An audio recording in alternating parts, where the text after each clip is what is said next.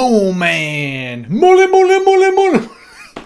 Yeah, hello everybody and welcome back to the channel for a second video. This one is to follow on from the first video posted where we look at Terex. This one is focused on Moleman, a bit of obscure character to be put into the game. But as a lot of you will know, Kabam have said this year, 2020, is the year for obscure Marvel related characters to go into, well, their Marvel related game. And in this video, we're going to be doing a comic book history and also talking about the abilities of the character prior to its inclusion next month. So let's do it. Moleman is a character of hardship. Hardship because of his stature and the fact that he was incredibly teased by other people. As a scientist, he was well renowned, but he was mocked by his peers. Now, Moleman has a height of 4'10". And for anybody really interested in what other characters are similar to that height, well, the more notable or most notable character that we have in game currently is sitting at 5'3", which is Squirrel Girl, or it's a case of looking down the line to 4 foot with Rocket Raccoon. Now, Moleman is one of those characters where, similar to other characters in comic books, you can see where there is somebody that has been bullied and then feels disdain for the world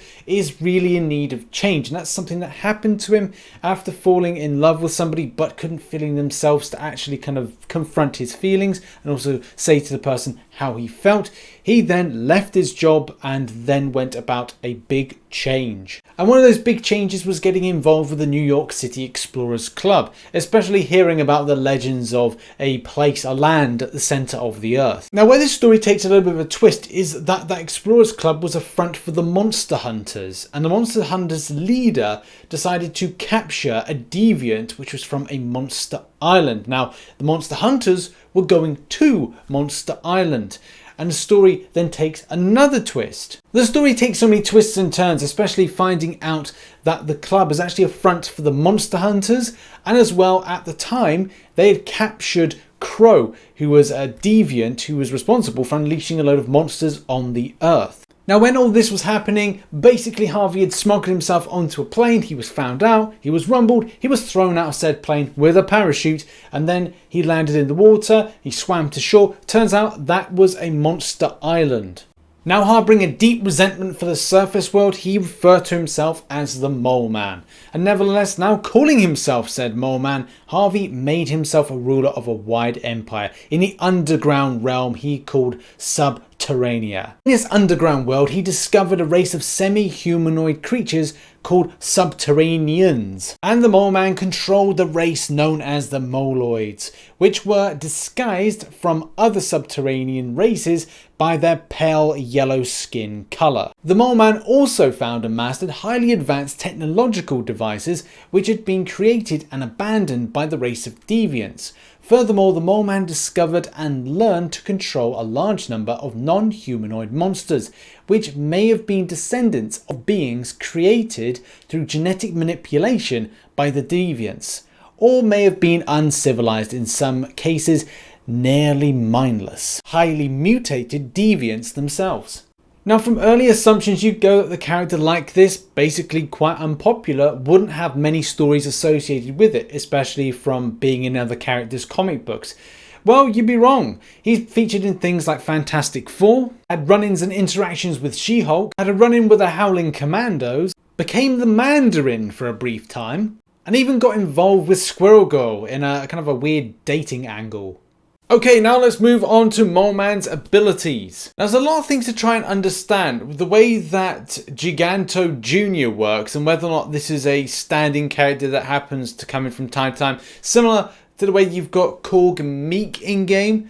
I would like to see how this is going to play out. I'm sure we'll see some footage very, very soon, but it looks very much exciting. Purifying debuffs and turning them into Monster Mass gives this kind of like ghost-like vibe to it. I'm also going on to say here that Monster Mass also allows them to withstand heavy and unblockable hits. If Moleman and Giganto Jr. take enough damage and debuffs, they both go into a frenzy, causing all hits to become critical hits and all blocked attacks to be countered at no cost. The champion is a skill and has shock immunity, true accuracy, does bleed, monster mass, whatever that's going to be, we're going to look in a minute, and also unstoppable. There needs to be a lot of mechanics that are very centric to hitting out and punishing, especially if they've got a debuff effect. And as it says here, Moleman and Giganto Jr. are able to shrug off all debuffs that are thrown at them. Champions that rely on debuffs as their main source of damage will have to play carefully against Moleman.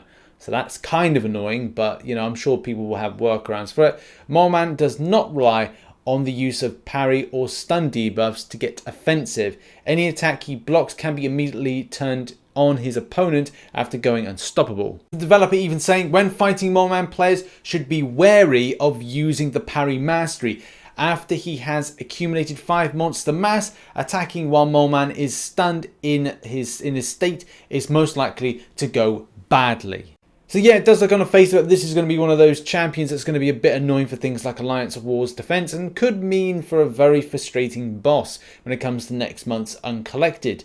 Guaranteed hits, though, that's another thing. Guaranteed critical hits during Frenzy have a lot of added effects for Moleman. Critical hits inflict bleed, as well as extra energy damage and on shocked opponents.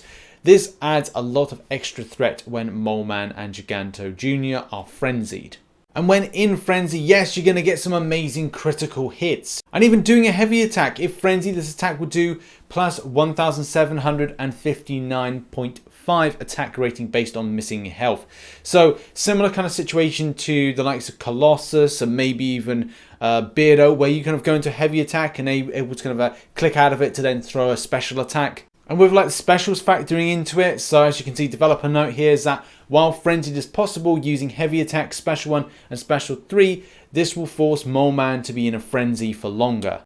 Which is the point I think I said a moment ago about that kind of Colossus Cap Beardo kind of vibe to it, where if you do go like a heavy attack into a special 2, that could be a good way of getting some bonus damage, as the developer seems to allude to in this point for the SP2. And I think even with the signature ability looking the way it is, where you can gain up to more attack rating, more critical damage just based on missing health, this is going to be an absolute damage dealer. And I'm actually quite excited to consider maybe getting this in the future. But I'm kind of like, well, I want my Aegon for the resources, but this does tempt me a little bit from what I'm reading. But obviously the proof is in the playing, and that's something we've still got to see. There definitely seems to be a lot of things going on for this champion, and as well how this kind of works with Giganto Jr. The kind of concept, like I said, seems similar to Korg and Meek, and I love the way there's so many elements to improve and ramp up the extent of damage. This seems to be one of the big damage dealers, especially of 2020. And my kind of concern is with a champion like this, and on the face of it, it looks like you can ramp up big yellow numbers, big damage, especially as you lose health, is that whether or not Kabam will feel that this will be definitely up for a rebalance come 6 months time, especially when you looked at Namor and the extensive damage ramp up from that champion. Same thing with Cull Obsidian. So I think this is going to be one of the newer champions to be put in that can see some big chunkier numbers at the expense of their health. And also the defensive properties with things with parry is going to be a real frustration. Either way, I am quite excited by this champion Moleman, as well as Terex, which we discussed in the earlier video of today. Lots of really fun mechanics.